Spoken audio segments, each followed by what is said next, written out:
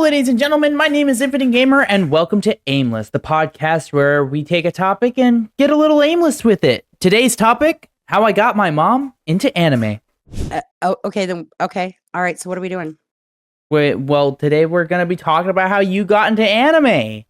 So let's talk about the fact that Demon Slayer is coming out in September, and Yeah, you just finished it all the way 2 weeks in. Like I heard September. I mean, I just kind of went, well, September is September. Is that September 1st? No, it's September mother trucking 12th. Could be September 30th. I'm just saying. Don't do that. Don't do that. They're going to delay it now. Now we're cursed. We're cursed. It's over, bro. They're going to make me wait even longer. And then the worst thing is I'm going to have to wait for more after that and more after that. And if we get to talk about this, all I can say is, holy crap, I literally screamed and almost jumped out of my chair when Nezuko had voice. So for some context to everybody, Andromeda has watched all of Demon Slayer now that we have, and just a little bit of Spy X Family, and that is her intro into anime that we've had. So, I mean, I feel like we should talk about Spy X Family. To me, is like, oh, look at the beautiful imperfections of a perfection family. Like they're the perfect and perfectly perfect family, and the relationships that are being built, even though it's hard for me because they are on a side of like they're all, well, except for the little girl who's just adorable, but they're actually just lying to each other because isn't she an assassin and he's the spy? Isn't that the way it is? And they're hiding their lives from each other. So they're lying to each other constantly, right? Which I just came out of some really bad shit. So those kind of relationships aren't exactly great to me. But at the same time, I can definitely glamorize that unhealthiness because it is so adorable. They're falling in love for real and they don't even know it. And I'm not even through the first season, I don't think. No, you only watched 5 episodes of that. So, Jeebus. I mean, for Spy X Family, we don't have a lot to talk about on that. So I guess... So we should shift the focus, I guess, to Demon Slayer because you've watched a lot of that. We could talk about One Piece later too, because you watched a little bit during. I watched enough of One Piece to get pissed off because they were lost for 45 episodes. They split the team apart. Like I would check in on One Piece. I would check in on One Piece and be like, so I watched when they all got disbanded. Okay. And then though, I didn't have time to watch all of that shit. So I would turn around and I would be like, so they find him yet? So they all back together yet? Did they reunite yet? Are they doing? And I don't care what they're all off doing. It took over 40 freaking episodes before I heard that they may have found one another. They did, right? Didn't they? Yeah. After 2 years of watching it. No. In time, in like the show time, they took a time skip and everybody reunited. Yeah, no, that was an unlucky. They put you through 40 episodes of not being together, then skipped time, quote unquote, to it's bring more them like all back 80 together? Episodes of them not being together, and then they did a 2-year time skip, and then they brought everybody together. I checked out at 40. That's what I remember. I'm like, because I remember what number you were on when I watched it. And then like, what episode are you on? And they tell me, I'm like, oh, did they all get back together? And you're like, no. And then I'm like, oh my God, it's been, that's why I said 40, because I actually knew that it was like, when I last checked in, it was 40 freaking episodes of them being disbanded. And I'm like, I wanted to watch the One Piece. I guess, I wanted One Piece. We all want to watch One Piece. We don't even know what that shit is yet. And it's still not over in the manga? I believe not. I don't want to look it up because if I look up if the manga's over, I'm definitely getting spoiled to the ending of the show, and I don't want that. So all I know is I believe that the manga is getting close to ending, and I'm going to freeze myself in that time frame so I don't have anything awful happen to me. Oh gosh, if you end up with launching your channel and there's a whole bunch of freaking comments on the first one that spoils shit for you, what you gonna do then, bro? Because that happened to me with Paper Mario. That happened to me with Paper Mario, and it was over. The Origami King couldn't even play it. Imagine getting Origami Kingdom freaking spoiled for you. Like that game was like, bro. What was the spoiler? They win. Somebody died, actually. So probably the power candy in here. Well, I quit my job.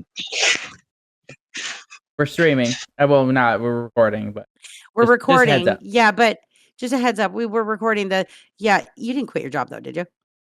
No. Okay. I thought I was just trying to create drama because I thought you were streaming. No, he's actually just recording. Yeah, we're recording Aimless. Well, I just had to- quit my job. Power King quits his job, not clickbait, actual clickbait. I hope I you used got to all not of watch these. anime much either. The only anime I've watched was Dragon Ball Z considered anime? Or You got not me, really? Okay. Logan. Dragon Ball Z a little bit, and then Naruto, and that's pretty much it, really. Well, I guess there's other ones, but like they're like more movies than like series. Well, we are talking about Demon Slayer, so we know you've seen that. E. So, But like, Lol. So season 1 of Demon Slayer. Let's start there because that's when you first started. And what did you think? What do you think of the main characters? Let's talk about that. I think they have the most incredibly hard names to say. That is, yes, yes, Well, yeah. You're not gonna know. isn't that because they're like Japanese names, like actual Japanese names? Yes, I Yes. believe so, right? Yes. Yes, Tanjiro, Nezuko, all Japanese names. Tanjiro is okay. So here's what I feel like. I will tell you what I feel about the main characters. I feel like they have suffered a great trauma, and in Japan, there is obviously a different way of dealing with trauma, and it is called making anime. Yes, I feel like that is how they do that. I feel like the characters are like so incredibly deep, though, that they have like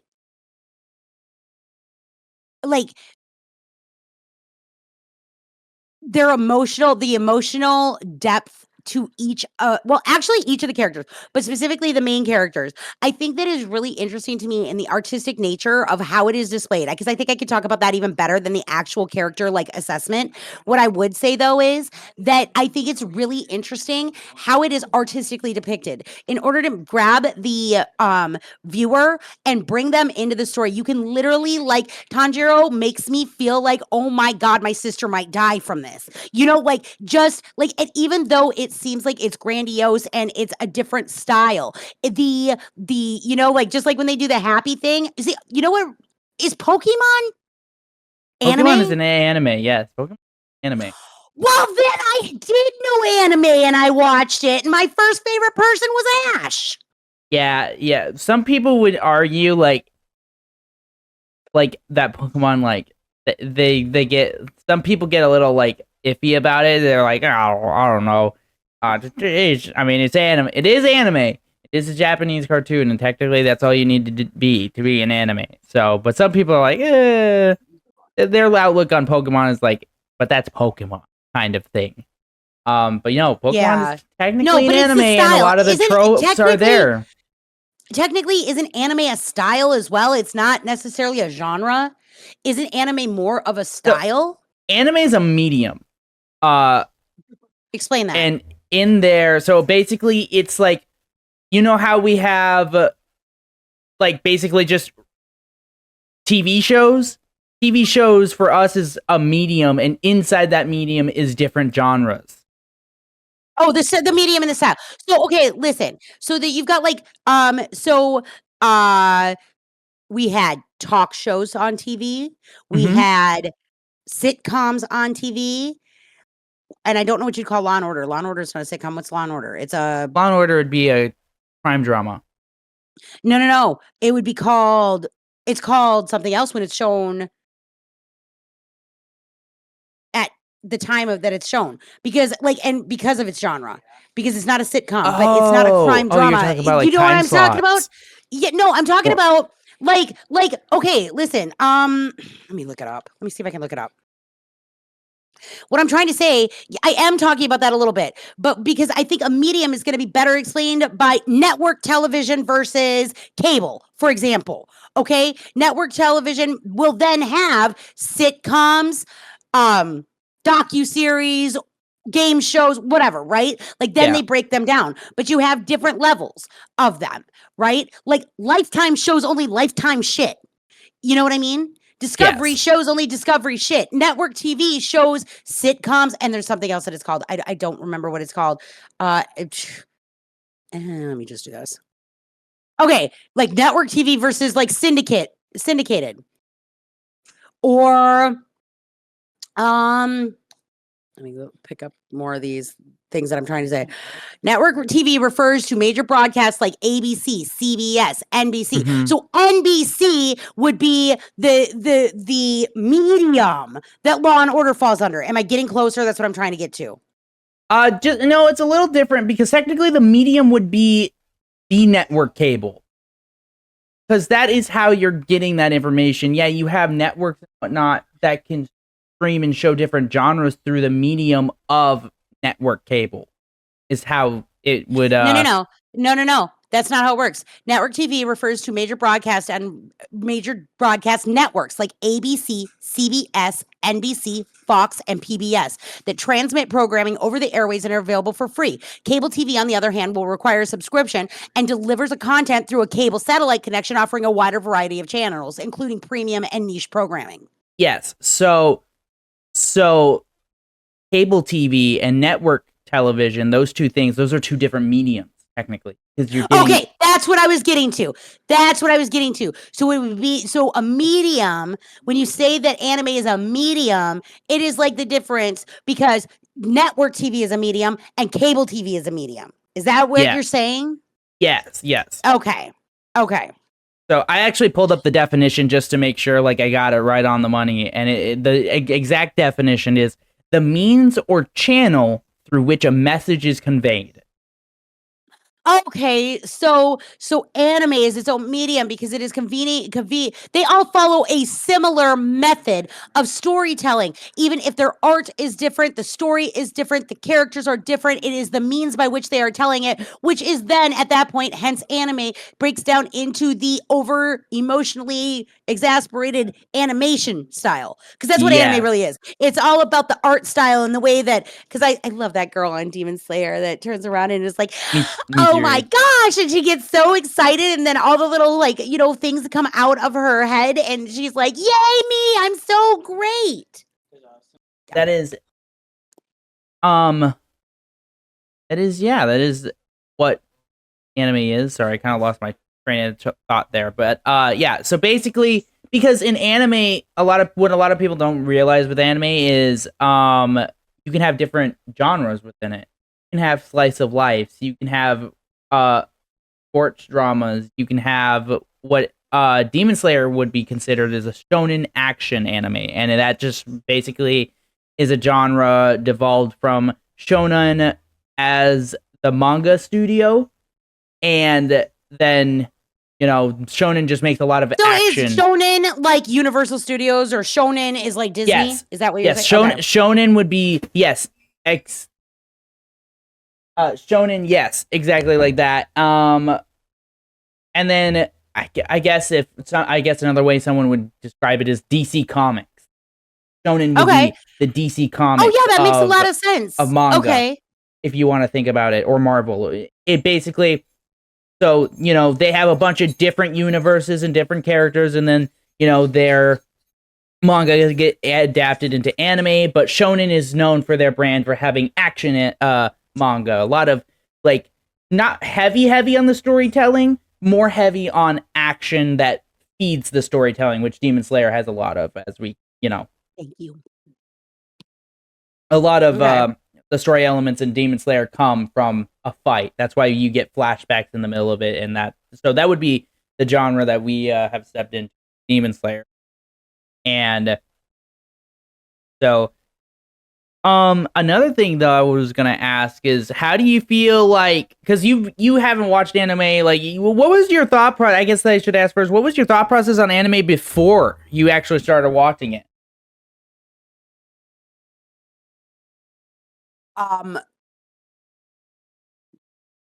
That it was, I'm trying to find the right word I want to use here.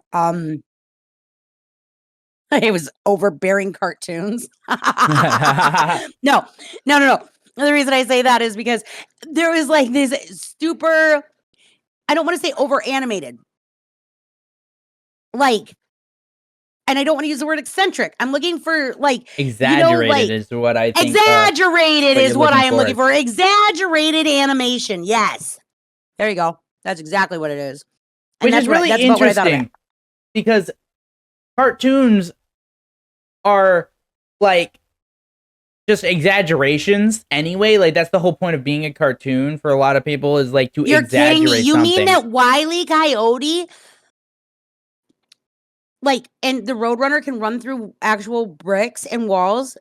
It's not exaggerated? Yeah, I know. Yeah, that was all real. That honestly, Wile E. Coyote does his own stunts too. I didn't know that.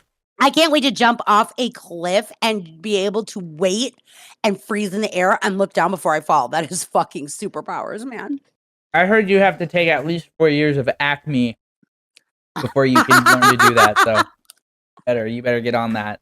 But yeah, Womp womp. Womp womp. But yeah, so now what's your thought process after watching anime?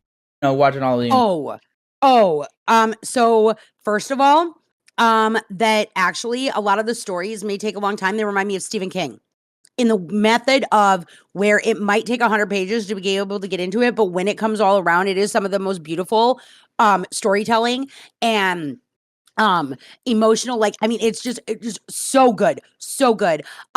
Also though, that I have a completely different like feeling, understanding how the art style of anime bleeds into the emotional point of the story. There's a whole lot of stuff that feels like it doesn't matter going on in the beginning of Demon Slayer and whatnot. And there's not a whole lot of grabby attention. Like, oh my God, I can't wait. Like if it was released on a weekly schedule, there's not very many episodes that are going to make me go, God, can't wait till next week. I can't even live without that.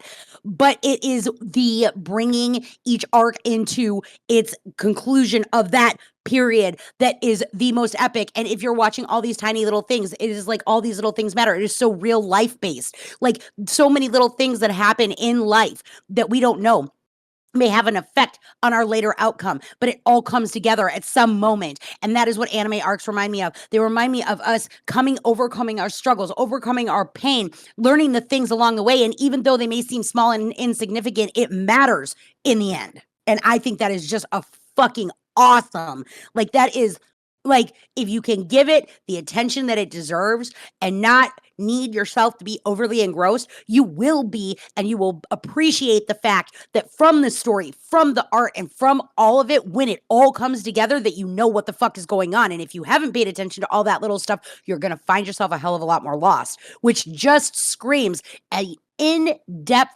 intellect to the production of the piece of art I'm viewing. And just the thought process behind it. I mean, if you think about it, like there's like Demon Slayer, One Piece does it like phenomenally, by the way. I can't tell you how many times I've watched One Piece and been so thankful that I've picked up on certain details because of character all the way.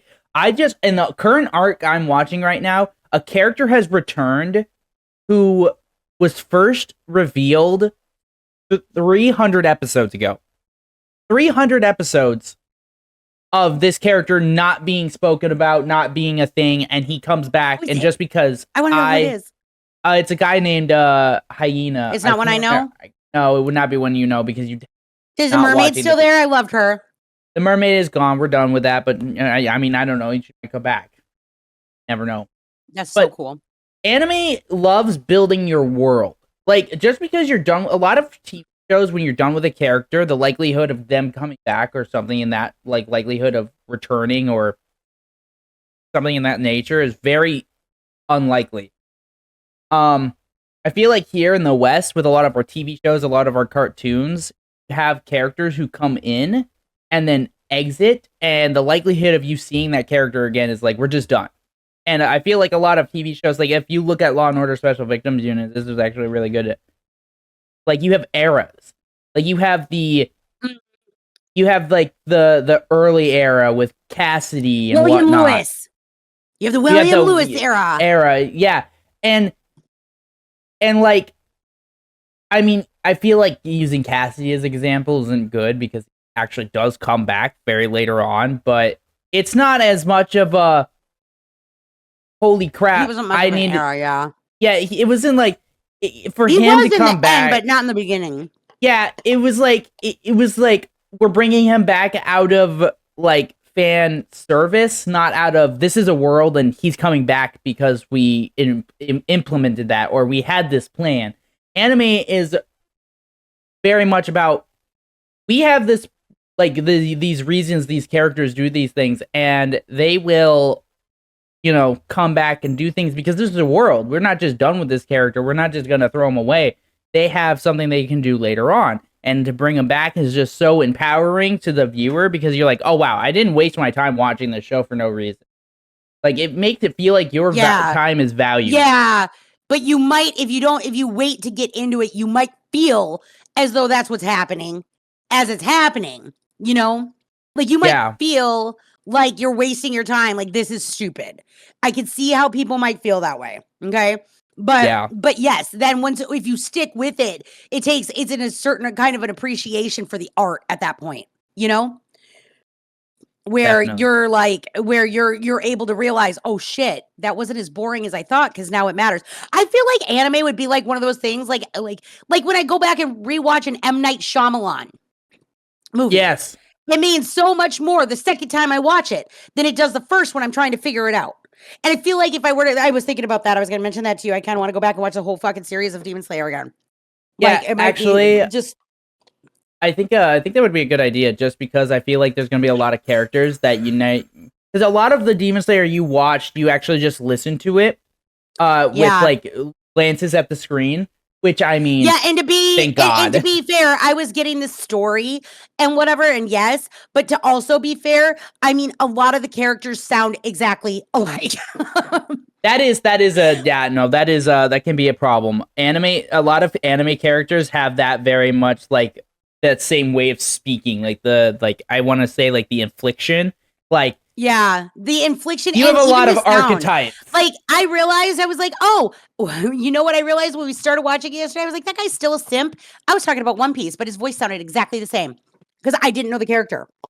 Yeah. It was so funny. I was talking about the guy that's like crazy in One Piece, that? Because Sanji, the character, the character in Demon Slayer was talking about something about a woman and did the whole, like the whole thing was like, I was like, oh my God, he's still just like that, huh?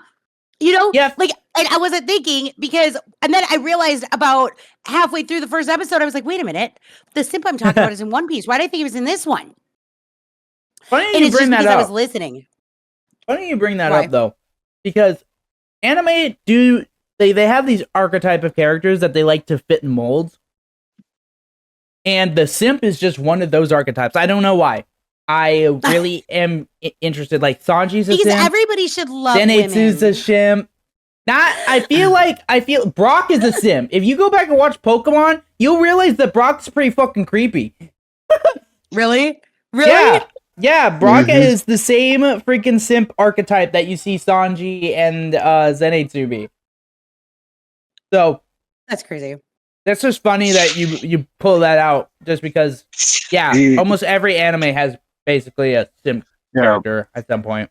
Brock went after freaking Misty and then like literally every Nurse Joy and freaking I forgot the officer's name. Like every single one, he's like, "Oh my God, you're so beautiful." Yep. Recognize. Well, to be fair, most of the anime drawn characters that are female are so beautiful. Yeah. Let's talk about that actually, Andromeda. Yeah. Should we talk about that? Deviant art? Let's talk about the deviant art side of anime. Oh my God. It is what scared me off of deviant art for the longest time. I was scared to go to deviant art and I wouldn't let my children. Because you would not believe how easy it is to emulate that art as any type of artist. Taking the characters that are drawn in anime because of some of their artistic, simplistic natures. And there is a whole market for X-rated anime. Oh, yeah. Yeah, it's what makes My Hero's entire fandom just bad. Isn't My Hero that one that person that we used to talk to's daughter freaking watched?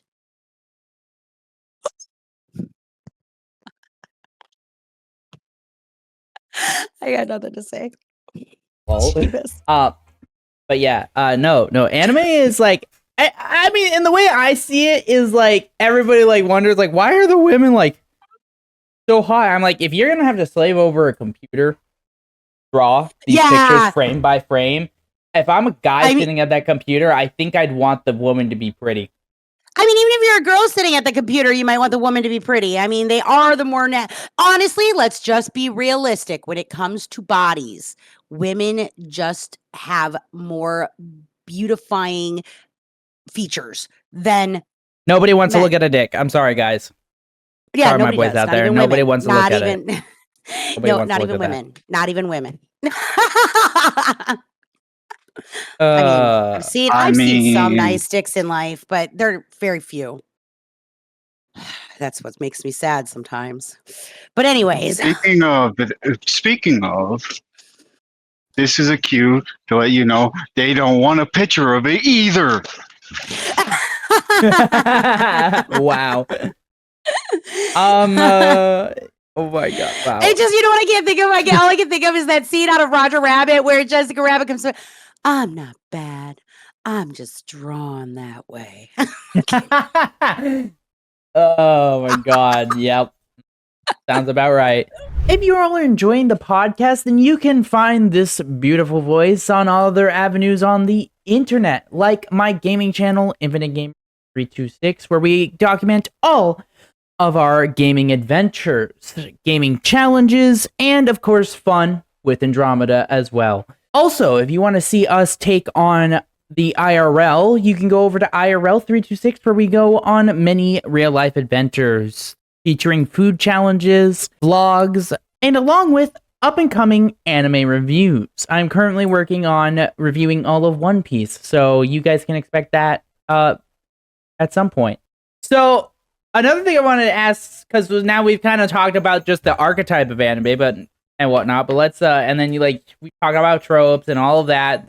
I feel like it's very blanketed statements on anime.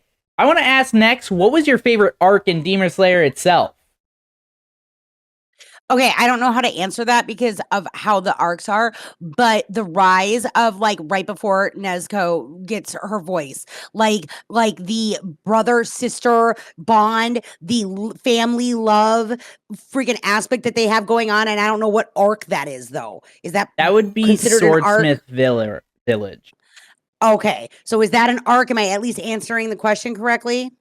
Yeah, yes. So just so you get it, arcs in anime would be like seasons for a Western audience to have an understanding. For anybody else who doesn't know, like for us, we call it season 10, but in anime, you have a specific arc, and they don't always line up either. Like halfway through a season, you could have an arc end and a new one begin, but the one Andromeda is referring to right now is the Swordsmith Village arc.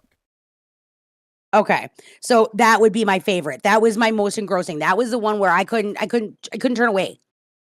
I couldn't stop watching. Like it wasn't just about listening. That one was good. That was a good one. I think my favorite is Entertainment District. I think that if I had to say anything, the joke and the memes that I used to always hear about, that is the one where I was like, oh my god, they have the power of God and anime on their side for real. Yes, literally. Like it was, and I was so emotionally gripped by it that if you can emotionally grip me that way, that would definitely be the number one, I would say, because that I can't believe that's where I was like, I can't believe I've been this emotionally gripped by a cartoon. Yeah, but anime is so much more than a cartoon. So, what makes anime different than any other animation? Why is anime different than Scooby-Doo? Why is anime different than, like we said, Looney Tunes? Why? How does it make it different? Well, I think the biggest thing that makes it a difference is because that's a loaded question, but I think the best way to answer it is how the difference between how us in the West perceives animation. And that is because for us here, I mean, in Japan, anime is a cartoon. It's a cartoon that children watch. But if you also notice here in the West, we also have adult cartoons that adults watch. But we have children cartoons. But here we have to draw such a line to not, because I mean, you have people who complain like, "Oh, my child was watching the animated drawn cartoon, and they said fuck in it. Now my child's saying fuck all the time," kind of situation. So there's been such a line that has to be drawn between what is a child cartoon and what is a adult cartoon, that there's not a lot of lines that you can blur. Unlike here with we anime. didn't draw that line. Here we didn't draw that line. It started with Bart Simpson, and he kind of almost walked such a fine line. But then we went all the way into South Park, Beavis and Butthead, and fucking now we're Family Guys and whatever else. Now it doesn't even matter. Yeah, and you'll notice like all the adult cartoons, like they have to like either make really raunchy, horrendous jokes and whatnot, and a lot of them are filmed in a way of sitcom. Like, when's the last time you watched an adult cartoon that had an overarching story that really like had something going on? I don't even know if I could find an adult cartoon like that. And it just shows that with anime, they can blur those lines a little bit closer, because technically you could have an adult, because for Japan it's not, oh, that's a child thing or that's an adult thing. For Japan it's more like, this is a teenage thing, this is a more adult category, this one's for the children. It's like they spread it out more. They have a realization with their age brackets that like, okay, I would not show Demon Slayer I would not show my 5-year-old Demon Slayer. That might be too crazy for them. But Hello Kitty, they can watch Hello Kitty, because Hello Kitty technically is anime, by the way. Really? Mm-hmm. Should So I have paid closer attention to that? I don't know. Is it dirty? What are the cats doing? Is this how furries were born? No. It's just child fun. It's like if you watch Bluey or freaking Blue's Clues. They're not hiding anything there. But Japan's just a lot more like, it's not black and white for Japan. It's more like they have a spectrum of age where they can kind of like slide that scale. And then also, they want to tell some stories. There's so much anime that you can have some anime that are like Western sitcom where there's not a story. And then you can have anime where it's like this deep, enriching story that like you can really dive into. So it's that medium aspect, that because there's so much of it and it's such a cultural thing for people in Japan, it just gets more attention than like for us here. There's obviously, you yourself have been a part of the societal outlook on cartoons or children, and if it's not a child cartoon, I don't, it's gotta have some adult humor in it. Like, if it doesn't have some adult crude humor in it that I can, relate to as an adult, but then you watch Demon Slayer, and would you say that Demon Slayer is like something for an adult just exclusively? Actually, if I really had to fucking give an audience for it, and this is just on the real, young adult fiction is what I would call it. I wouldn't call it adult, like I think I might be a little bit old for the whole storyline of its audience. Like, you know what I mean? Like, just because of the style of it. It's just that we've already established that a lot of my tastes run in the same as a 12-year-old. That is true. That is true. Yeah. I mean, down to my style of clothing, what I wear, everything. It's like, so, so yeah, I would definitely say young adult. It kind of reminds me of like the Christopher Pike novels. You know what I mean? Like, if I was gonna compare it to something, Christopher Pike's books, just the amount of like, what do we want to call it? Like sex and adult mature topics and stuff like that. It's on more of that level. In Demon Slayer, it's more about the darkness. Like, there's a darkness, that's too scary for your more middle, like, younger children, but also maybe, I don't know. I think that if you were to get into it, their main target being a young adult, I bet you never outgrow anime.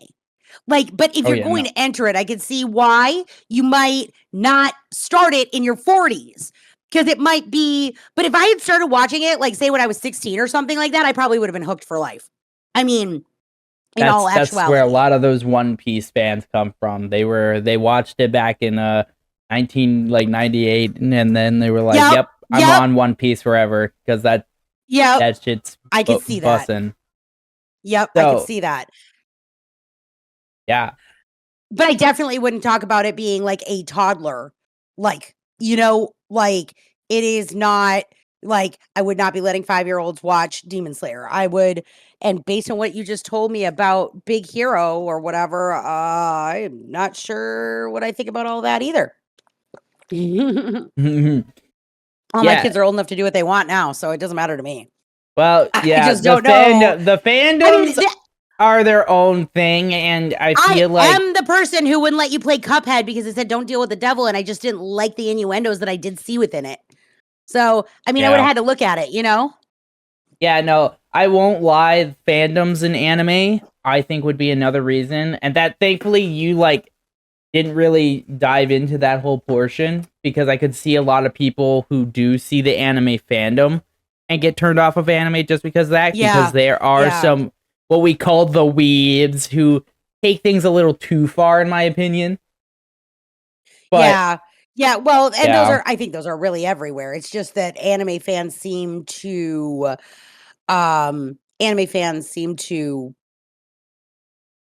have no, what am I trying to say? Like, there's no, I guess, no shame. Yeah, that's a good, yeah, there is no shame. Like, yeah, there's no shame. So, I mean, there's no filter on that. There's none of that. It's just, they up, will you know, be, they will be crazy, and they're not afraid to be crazy. That is extremely true. I can agree with you on there. Be like, so I guess with all of that out of the way, we've talked about it. What are you looking forward to?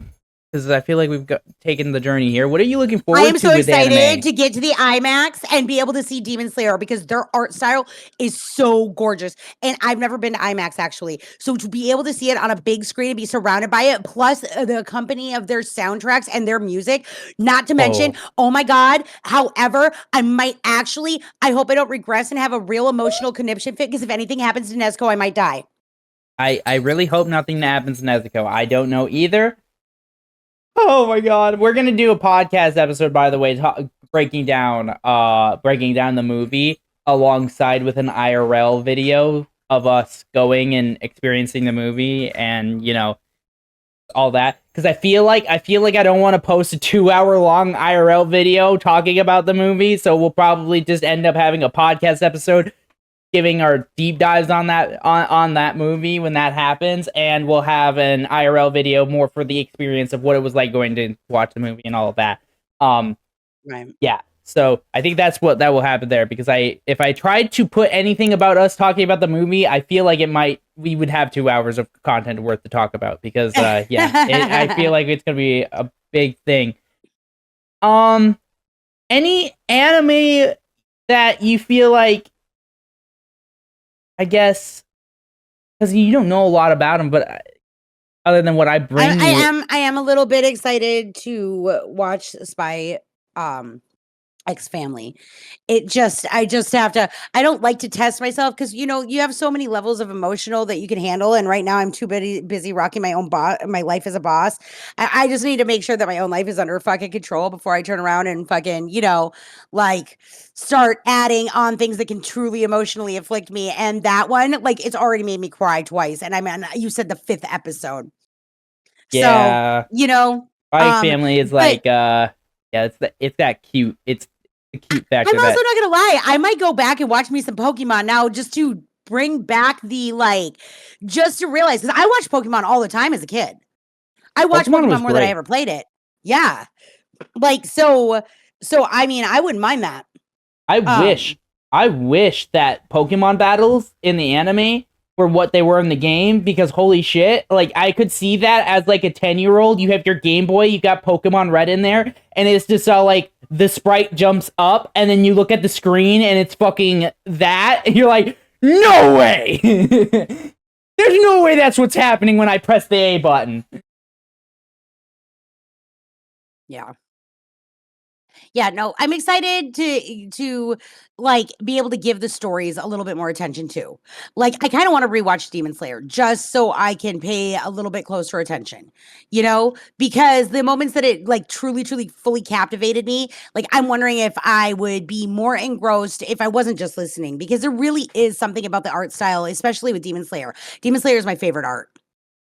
So Yeah, no. Demon Slayer. What I love about Demon Slayer is this. So the studio Aniplex, they do a very good job of working with CGI actually. So if you actually sat down and like watched Demon Slayer, it is absolutely insane. You could not find you can't find the CGI a lot of the times in the show. It's very hard to actually discern when a scene is made of CGI or pure animation, and they flow it very amazingly. So the fact that this movie's going to come out, like, I mean, anytime you basically in a fight see any kind of special effects coming off their sword, 90% of the time that's CGI, which is just crazy to think of. Like, you wouldn't tell. So, yes, Demon Slayer has that unique art style, and I do love it. And that concludes today's Aimless podcast. If you want to see other Aimless episodes, just click the button down below and keep an eye out for us on other podcast platforms as we are working to get the podcast up on those platforms. Thank you all so much for watching, and if you want to, like and subscribe for more Aimless episodes.